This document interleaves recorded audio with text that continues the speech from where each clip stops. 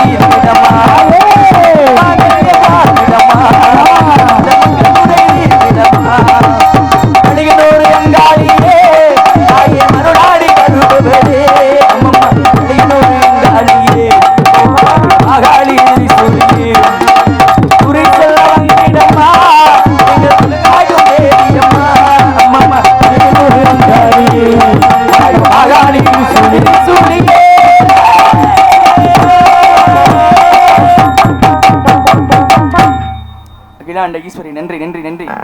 கைதட்டிய ஒரு 3 அவர்களுக்கு மட்டும் மனமார்ந்த நன்றி நன்றி கடந்த வணக்கம். அகிலாண்ட ஈஸ்வரி முத்துமாரின் புகழை பாமலையாக தொடுத்தால் அப்படியே பாடிக்கொண்டே இருக்கலாம். இருந்தாலும் ஆயுர்மையை காடர் உலகமும் சேயோன்மையை மயூர் உலகமும் வேந்தன்மையை திமிழ் உலகமும் வருணன்மையை பெருமணல் உலகம் உள்ளே குறிஞ்சி மருதம் நெய்தல் பாலை என்று சொல்லிய மரியாதை சொல்லப்படும் என்று தொல்காப்பியர் கூறியது போல குறிஞ்சி நிலமோ எவ்வளவு அழகு, இயற்கை எழில் நிரம்பிய பெருமையான அழகான அற்புதமான குறிஞ்சி நிலம் குறிஞ்சி நிலத்தை வர்ணிக்க வேண்டும். கிரேதாயகம், திரேதாயகம், துவாபரயுகம், கலியுகம் என்பது 4 யுகம். இந்த 4 யுகத்திலே நடந்து கொண்டிருக்கக்கூடிய யுகம் எந்த யுகம் அப்படின்னா கலியுகம். இந்த கலியுக கடவுள் யார் அப்படின்னா அதாவது தமிழ் கடவுள் முருகப்பெருமான், இந்த கந்தபெருமான். அந்த முருகப்பெருமானுக்கு எண்ணில் அடங்காத பெருமைகள், எண்ணில் அடங்காத பெயர்களும் உண்டு. கந்தன், கடமன், கார்த்திகேயன், சண்முகன், சரணோவன், செய்யும், இப்படிலாம் நிறைய பேர் இருக்கு முருகப்பெருமானுக்கு. இப்படி நிறைய பேர் இருக்க மாதிரி அவருக்கு எண்ணில் அடங்காத பெயர்களும் உண்டு, பெருமைகளும் உண்டு. அப்பேற்பட்ட அந்த முருகப்பெருமான் குடி கொண்ட நிலம் எந்த நிலம் அப்படின்னா இப்பேற்பட்ட இயற்கை எழிலரம்பிய குளிர்ச்சி தன்மையுடைய அற்புதமான குறிஞ்சி நிலம். குறிஞ்சி நிலத்தை வர்ணிக்க வேண்டும். தந்தன்னானா தந்தன்னானா தந்தன்னானா தந்தன்னானா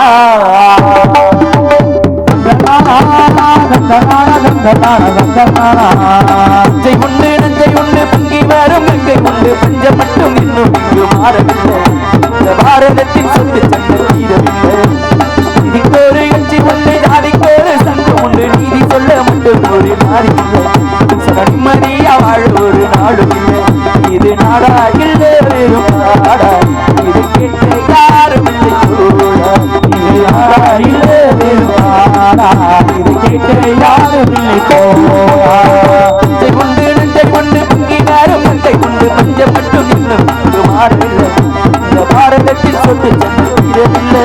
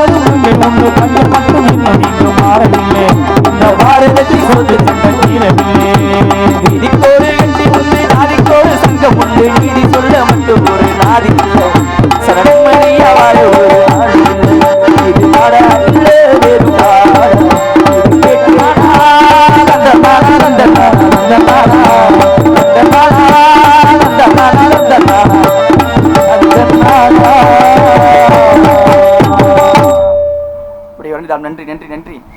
3 பேர் தான் உட்காந்து நாடகம் பார்க்குறாங்க. ஒரு பிள்ளையும் அசைகிற மாதிரி இல்லை. முழங்குந்தரே புனலருவி கலங்க நம்ம தாடு முற்றம் இங்கு பறந்து விடுங்கள் சிற்றிலை கொண்டோடும் கிழங்குகளில் ஏனெடுத்து வளம்பாடி நடிப்போம். கிம்புரியின் கொம்படிந்து வேம்புதினை இடிப்போம்.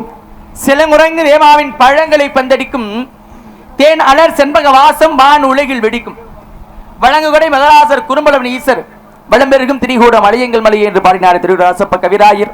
அதை காட்டிலும் அற்புதமான அழகான பெருமை வாய்ந்த குறிஞ்சி நிலம். இவருடைய குறிஞ்சி நிலத்தை பார்க்கின்ற பொழுது எப்படி எல்லாம் மரணித்தால் மென்மேலும் பெருமை சேர்க்கலாம் என்று கவனிக்கும் பொழுது இப்போ ஏற்பட்ட குறிஞ்சி நிலத்தை திரும்பி பார்த்தால் இந்த ஆகாய தாமரை பூத்து கொள்கின்றது அல்லவா. ஆகையினால்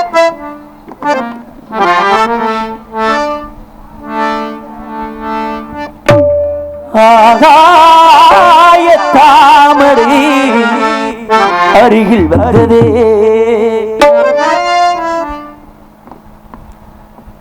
நாடோடி பாடலில் உருகி நின்றதே காவல் தனை தாண்டியே காதல் துணை வேண்டியே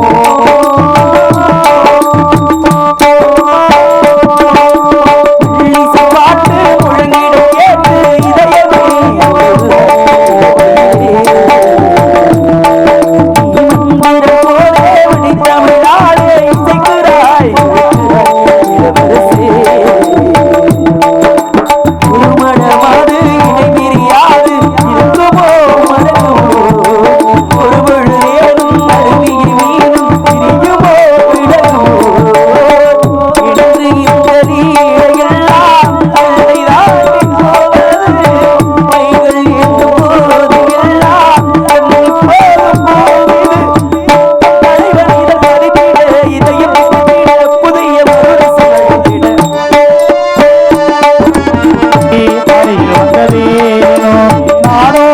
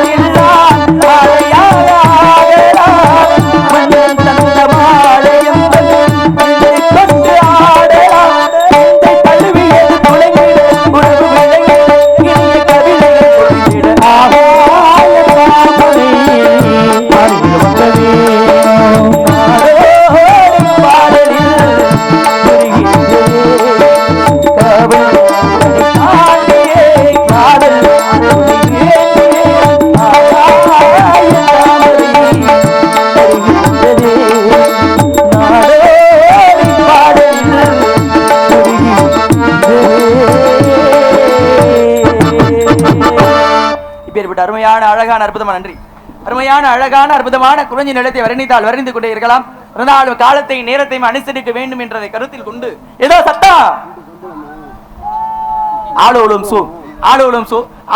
சோ இன்னொரு அருமையான சாரீரம் குயிலுமணியே குரலோசை புனின்மணி கிண்கினி சிலம்பொலி விளம்ப மின்னுமணி மேகலை வெள்ளன ஒளிப்ப சின்ன மலர் கொண்டு சில செடியர்கள் சூழ அன்னம் நல்ல என வாமன உரைத்தார். அழகு வாய்ந்த சிறு பெண்கள் அன்னப்பறவைகளை போன்று நடந்து வரும் தோற்ற உண்மையல்ல அவர்கள் பெண்கள் தான் என்பதை உணர்ச்சி செய்கிறது உள்ளம். காணலை நீர் என்று எண்ணி கடவுளிதை மாண்போல் இருக்கிறது ஆளும் சோ என்ற சாரீர வளமை. ஏனென்றால் குழல் இனிது யாழ் இனிது என்பத மக்கள் மழலை சொல் கேளாதோர் அப்படின்னார். யாரு? திருவள்ளுவர். குழல் இனிது அப்படின்னாரு முதலில். அப்படின்னா என்னன்னு தெரியுமா? புல்லாங்குழல். இத்தனையோ இசைக்கருவிகள் இருந்தாலும் அவருடைய காலத்தில் அப்படின்னா இயற்கையின் மூலமாக தயாரிக்கக்கூடிய இந்த புல்லாங்குழல் மூங்கில தயாரிக்கணும்ல, அதான் முதல்ல உலகத்திலே மிகவும் இனிமையானது குழல் இனிதினார். புல்லாங்குழல் தான் இனிமையான ஓசையாக சிறந்ததுன்னாரு. அதன் பிறகு சொல்றாரு குழல் இனிது யாழ் இனிதுன்னார். அப்படின்னா இந்த தெய்வீகமான சத்தம் இது இந்த இறைவனுக்கு அப்பேற்பட்ட இந்த யாழினுடைய ஓசை தான் ரொம்ப பிடிக்குமா, தெய்வீகமா இருக்குமா. குழல் இனிது யாழ் இனிதுன்னார். அப்புறம் யாழ் தான் மிகவும் இனிமையானதுன்னார். அப்புறம் சொல்றாரு பாருங்க, இந்த உலகத்திலே மிக ஆகச்சிறந்த ஓசை அப்படின்னா சத்தம் அப்படின்னா இந்த குழலினுடைய ஓசையும் யாழினுடைய ஓசையும் தான் அப்படின்னு நினைச்சுக்கிட்டு இருந்தேன். அவளால நான் எதை கேட்பதற்கு முன்பதாக அப்படின்னா குழந்தையினுடைய மழலை பேச்சை கேட்பதற்கு முன்பதாக அப்படின்னாரு. அப்படின்னா என்ன அர்த்தம்? ஆக சிறந்தது அப்படின்னா இந்த குழந்தையினுடைய மழலை பேச்சு, இந்த குழந்தையுடைய மழலை சொல்லுக்கு நிகரான ஓசை இந்த உலகத்துல வேற எதுவுமே இல்லை. அதுக்கு நிகர் அது மட்டுமே குழந்தையோட மழலை பேச்சு மட்டுமே. அப்பேற்பட்ட அந்த குழந்தையினுடைய மலையில சொல்லுக்கு நிகராக இருக்கிறது ஆளும் சோய் என்ற சாரீர வளமை. சாரீர வளமையில நலதாரி வந்து நிறைய விஷயம் தொட்டு வச்சிருக்காங்க. அவ்வளவு விஷயம் இருக்கு. பேசுற விஷயத்துல அடிப்படை மட்டும் தான் சொல்லியிருக்காங்க. அதுல ஏன் வந்துச்சு, என்ன நடந்துச்சு அப்படிங்கிற காரணம்லாம் இருக்கு, நிறைய இருக்கு. அதிபராசக்திக்கு 3 கண்ணு. அந்த 3 கண்ணை பாருங்க, சிவபெருமான அப்பவே வரதட்சணை கேட்டிருக்காரு பாருங்க. வரதட்சணை அப்பவே கேட்டிருக்காரு சிவபெருமான ஆதிபராசக்தி கிட்ட. என்ன வரதட்சணை கேட்டாரு பாருங்க? சிவபெருமான் எப்படின்னா, ஆதிபராசக்திக்கு முதல்ல 3 கண்ணு எப்படி வந்துச்சுன்னு முதல்ல சிந்திக்கணும். ஆதிபராசக்தி ஒரு பெண்ணுதான். எப்படி ஆதிபராசக்தி 3 கண்ணு வந்திருக்கும்? எப்படி எப்படின்னா, அந்த உலகத்துல பிரபஞ்ச உற்பத்தியில முதல்ல அந்த உலகில தோன்ற விஷயம் என்ன அப்படின்னா தாவரமா. என்ன தாவரம் தெரியுமா முதல்ல தோன்றியது? தேசிய மரம்னா எந்த மரத்தை சொல்றோம் அப்படின்னா ஆலமரத்தை சொல்றோம். மாநில தமிழ்நாட்டுடைய மாநில மரம்னு ஒரு மரம் இருக்குல்ல, அது என்ன மரம் தெரியுமா? அந்த பனை மரம் தான் மாநில மரம். அந்த பனை மரம் தான் முதல்ல அந்த பிரபஞ்ச உற்பத்தியில இப்போ பூமியில தோன்றியது முதல் தாவரம் எது அப்படின்னா அந்த பனை மரம் என்று சொல்லக்கூடியது. அதன் பிறகு தோன்றியதா அருகம்புல்லாகப்பட்டது. அதன் பிறகுதான் தோன்றியதா சோற்று கற்றாழை அப்படின்னு 3 பொருள் முதல்ல தோன்றது. அப்ப ஒரு தாவரமா தோன்ற அனுபவிக்க ஆள் வேணுமா இல்லையா? அப்ப பாருங்க, கடல்ல கிடக்கு பத்தியா சங்கு. இந்த சங்கு இருக்கு, இந்த கடல். இந்த சங்கு இருக்குல்ல, இந்த சங்கு இருக்கு மொத்தம் 3 கண்ணு. ஏன்னா சங்குங்கிறது ஒரு உயிரினம். அது அந்த சங்கு இருக்கு 3 கண்ணு. இப்பவும் பாருங்களே, சங்கு எடுத்து காதுல வச்சு கேட்டோம்னா என்ன சத்தம் கேட்கும் தெரியுமா? ஓம்னு பிரதிபலிக்கும். அந்த 3 கண்ணுடைய சங்கில இருந்து யாரு உருவாரு அப்படின்னா முதல்ல அந்த பூமியில தோன்றியது பெண்ணாகப்பட்ட அதான் ஆதிபராசக்தி. அந்த சங்கிற்கு எப்படி 3 கண்ணு இருந்ததோ அதே போன்றுதான் ஆதிபராசக்திக்கு 3 கண்ணு இருக்கு. ஒரு பெண் மட்டும் இருந்தா சந்தையினர் உருவாக்க முடியுமா? அப்பதான் இறைவனை நோக்கி தவம் இருக்கும் பொழுதுதான் ஒவ்வொரு ஆளா தோன்றாங்க. அப்ப ஏத்த பண்ற என்ன பண்ற வாலி மேத்துக்கு சுத்தமா ஒண்ணுமே இல்லைன்னு. ஹலோ ஹலோ ஏத்துங்க. ஹலோ, ரொம்ப சிரமப்பட்டு பேசுற மாதிரி இருக்கு. அப்ப சிவபெருமான் என்ன பண்றாரு அப்படின்னா பெண்ணேன்டாரு. பெண்ணேன்னு யாரு சொல்றாரு அப்படின்னா ஆதிபராசக்தியை பெண்ணேன்னு சொன்னோன்னு இருவருக்கும் இடையிலே காதல் வந்துருச்சு. அப்பவே காதல் வந்தோன்னா அவனை திருமணம் பண்ணிக்கிறேன்னு பாக்குறாரு. சரி, திருமணம் பண்ணிக்கணும்னு கேட்கும் பொழுதுதான் நமக்கு 2 கண்ணு தான் இருக்கு, ஒரு பொம்பளை புள்ள, உனக்கு எப்படி 3 கண்ணு அப்படின்னாங்களா. அந்த அப்பதான் அந்த கண்ணை கேட்டு வாங்குறாரு ஆதிபராசக்தி கிட்ட இருந்து. சரி, அதான் சிவனுக்கு அமைந்த அந்த நெற்றி கண்ணாகப்பட்டது 3வது கண்ணு அப்படிங்கிற ஒரு விளக்கம்லாம் இருக்கு. அப்படிங்கிறதுனால இப்பேற்பட்ட ஆளும் சோய் என்ற சாரியை வளமைப்படுத்தி இந்த பெண்மணியின் சாரியத்தை வர்ணிக்க வேண்டும். எப்படி எல்லாம்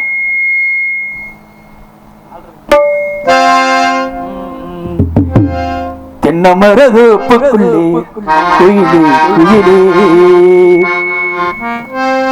என்ன தேடி வந்து சேதி சொன்ன அப்படியே சுத்தமா குறைச்சு போடுறாங்க. என்ன தேடி வந்து சேதி சொன்ன குயிலே குயிலே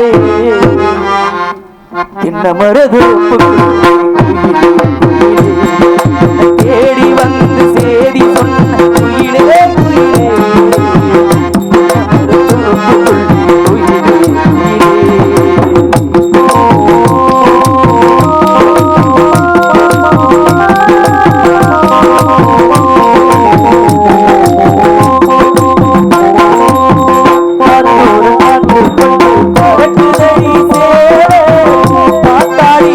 அழகு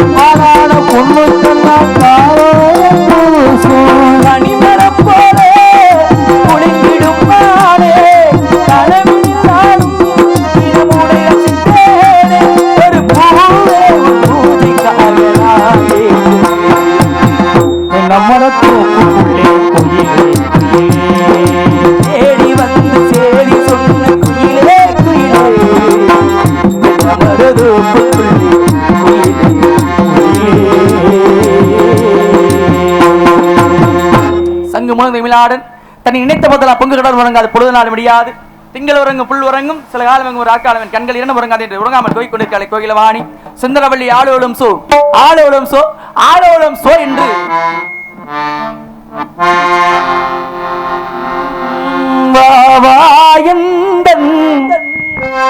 நிலவே நிலவே வாழ்வே நீதா நிலவே நிலவே பிரித்தாலும் ஏன் குறைச்சு குறைச்சு நல்லா இருந்துச்சு சுத்தமாவே இன்னும் கிடைக்கல அவுட்டர் தானே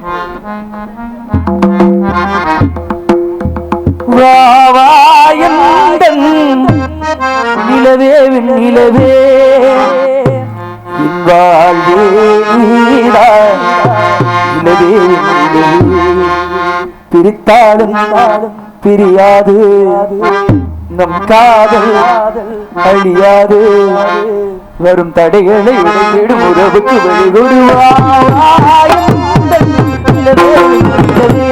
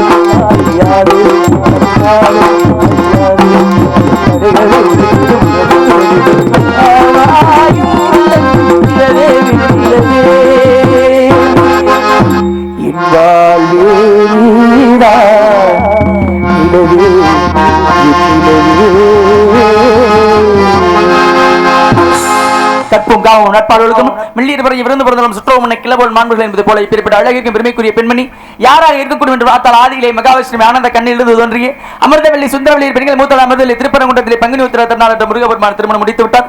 இளையாகிய சுந்தரவல்லி வேடுவதலவின் அம்பிராஜின் வளர்ப்பு மகளாக வளர்ந்து கொண்டிருக்கிற முருகபெருமானுக்கு திருமணம் செய்யுங்கள் இறங்கிவிட்ட வள்ளியிடத்திலே சென்று கலகத்தனை ஆரம்பிக்க வேண்டும்.